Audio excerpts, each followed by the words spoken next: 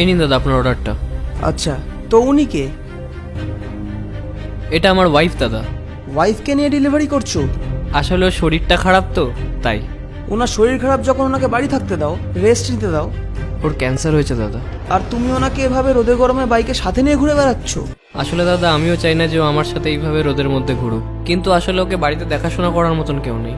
তাই আমি ভাবি যে আমি বাড়ি না থাকলে যদি ওর শরীর খারাপ হয় তখন ওকে কে দেখবে। আসলে পরিবারের সবাই তো গ্রামে থাকে, আর দাদা আমি যদি কাজকর্ম সব ছেড়ে দিয়ে বাড়িতে বসে যাই ওর দেখাশোনা করার জন্য, তাহলে ইনকামটা কে করবে আর সংসারটাই বা কে চালাবে? তাই আমরা এই কাজটা করতে বাধ্য হলাম। তোমাদের মতন মানুষকে সত্যি সিলেক্ট করতে হয়। তুমি কাজও করছো, ওয়াইফের খেয়ালও রাখছো, আবার সংসারও সামলাচ্ছ। আপনি সত্যিই খুব ভালো হাজবেন্ড পেয়েছেন। আপনি চিন্তা করবেন না, আপনি খুব তাড়াতাড়ি ঠিক হয়ে যাবেন। হ্যাঁ দাদা, ধন্যবাদ। আচ্ছা, আমার বাবা না ডাক্তার, বলুন আমি আপনাদের কিভাবে সাহায্য করতে পারি? আরে না না দাদা, এখনো ঠিক আছে, ট্রিটমেন্ট হয়ে গেছে ওর। এখন শুধু 1 মাস ঠিকঠাক করে রেস্ট নিলেই ও একদম ঠিক হয়ে যাবে। কিন্তু আমার না তোমাদেরকে খুব হেল্প করতে ইচ্ছা করছে। তুমি বলো তোমাদের জন্য আমি কি করতে পারি? আপনি শুধু আমাদের জন্য একটু প্রার্থনা করুন, তাহলেই হবে। হ্যাঁ, সে তো করবই, কিন্তু আমার খুব খারাপ লাগছে যে তুমি এত কঠিন পরিস্থিতির মধ্যেও তোমার ওয়াইফকে নিয়ে সার্ভাইভ করছো। তুমি বলো না কি করে আমি তোমাকে সাহায্য করতে পারি?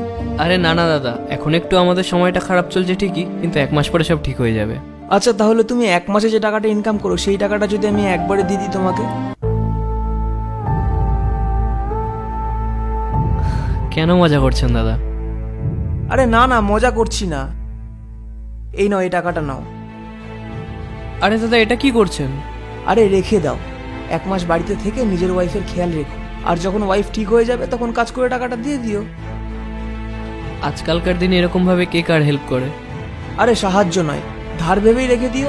আমার নাম রনিত, আমি এইখানেই ফার্স্ট ফ্লোরে থাকি, আর তোমার যখন টাকা হবে তখন এসে ফেরত দিয়ে দিও। এবার ঠিক আছে তো? আরে কি ভাবছো, নাও এটা। আপনি কোনো চিন্তা করবেন না, আপনি খুব তাড়াতাড়িই ঠিক হয়ে যাবেন।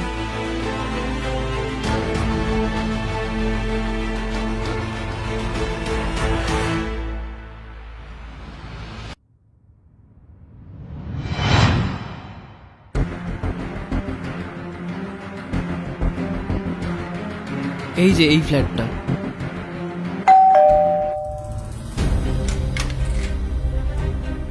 দিদি আমরা রনিতদার সঙ্গে দেখা করতে এসেছি। কিন্তু এখানে তো রনিত নামের কেউ থাকে না ভাই। কিন্তু এটা কি করে হতে পারে? উনি তো আমাদেরকে বলেছিলেন যে উনি এই বিল্ডিং এর ফার্স্ট ফ্লোরেই থাকেন। আসলে উনি আমাদের কাছে কিছু টাকা পেতেন। পার্ট 2 দেখতে সাবস্ক্রাইব করো ভেলকু 78M।